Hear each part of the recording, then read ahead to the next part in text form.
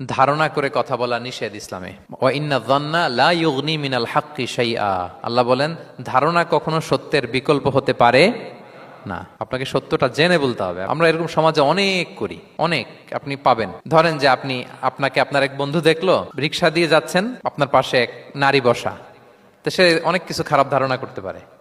এরকম হয় না সমাজে? তো এমন হতে পারে যে আপনি আপনার ছোট বোনকে নিয়ে বেরিয়েছেন, হতে পারে না? কিন্তু আপনি তো একটা ধারণা করে ফেললেন অন্য কিছু। বা আপনার ভাগ্নিকে নিয়ে বের হয়েছেন, আপনার আপন খালাকে নিয়ে বেরিয়েছেন কোনো কাজে, ডাক্তারের কাছে বা কিছু একটা হতে পারে।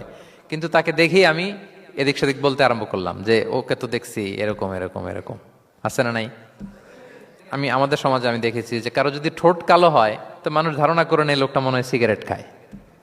কিন্তু সিগারেট সেবন করা ছাড়াও কারো ঠোঁট কালো হতে পারে কি পারে না বলেন? এই যে এগুলো সমাজে প্রচলিত। বিয়ে করার পর পর ইমিডিয়েট যদি কেউ একটা গাড়ি কিনে বা হুন্ডা কিনে, এটা কি বলে বলেন তো? এই বোধহয় শ্বশুর বাড়ি থেকে যৌতুক নিয়ে আসছে।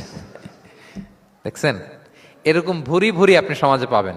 আন্দাজে ধারণার উপরে আমরা অনেক কথা বলে ফেলি, কিন্তু নিশ্চিত না হয়ে আপনি কোনো কমেন্টসে যেতে পারবেন না। এটা একেবারে নিষেধ।